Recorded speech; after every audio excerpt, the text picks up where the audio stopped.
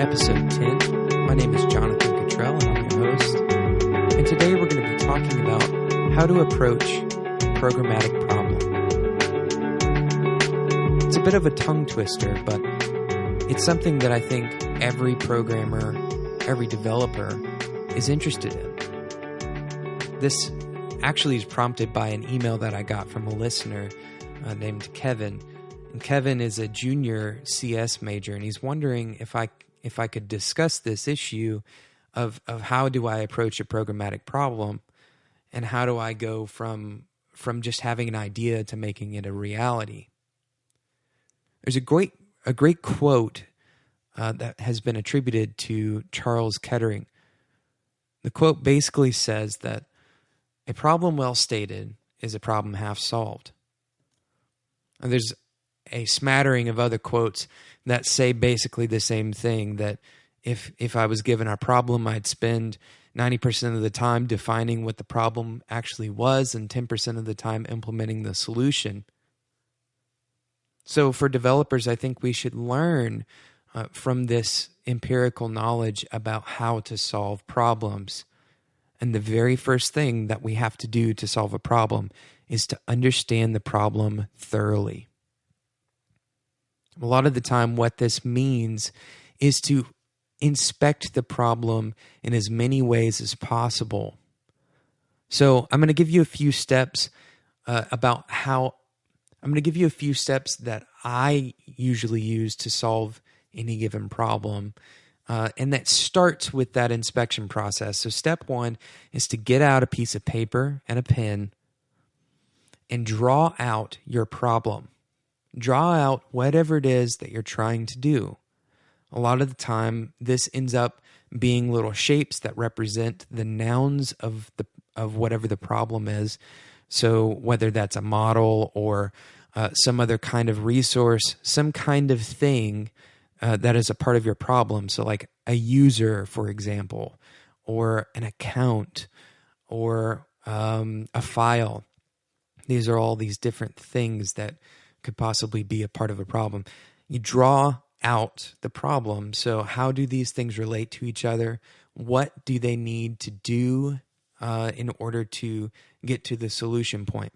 So when you're drawing this, what you're going to quickly realize, which is step 2 of this, is that you need to define where you're starting and where you're wanting to end up, which, if you're paying attention, it sounds a lot like what you want in a function, right? So you define your inputs and your outputs. A well-defined function has clear inputs and clear outputs. So if you define your inputs and your outputs while you're drawing on this piece of paper, then you have your inputs on one far section of that paper and your outputs on one far section of the paper opposite of the inputs. And then the stuff in the middle, that's the code that you're going to be writing to take whatever that input is and make it give you the output. So for example, you might have a function that takes 2 sets of latitude and longitude and returns to you the distance between those, between the latitude and the longitude in set 1 and the latitude and longitude in set 2. So you have these 2 points, and it's imperative that you find out how to impart the knowledge into your problem-solving mechanism so that it can take these otherwise arbitrary inputs and give you a meaningful output.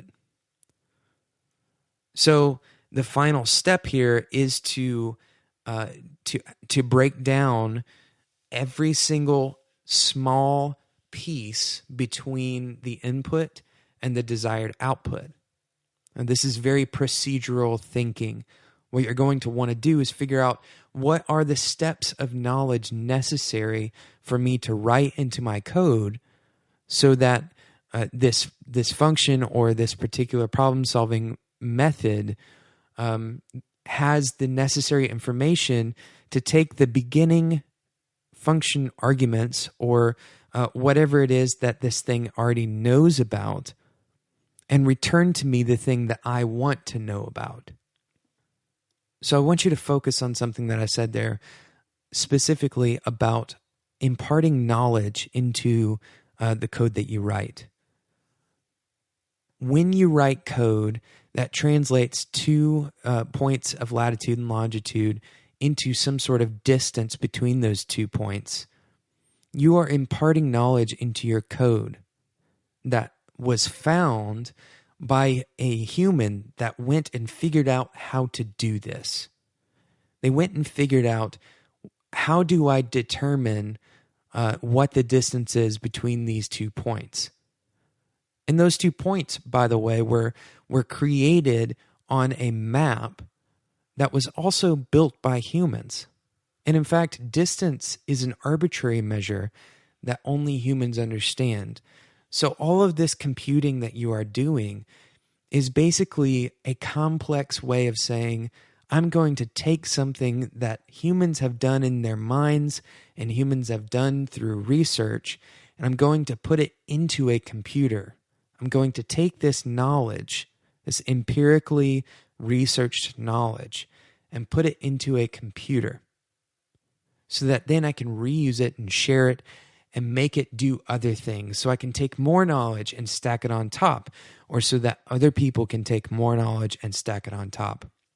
And this ultimately is the best form of problem solving, and that is, how do I figure out what pieces of knowledge the computer needs to transform some kind of input state into the desired output? Thanks so much to Kevin for sending in the question about how I approach programmatic problems. And thank you for listening to episode 10 of Developer Tea.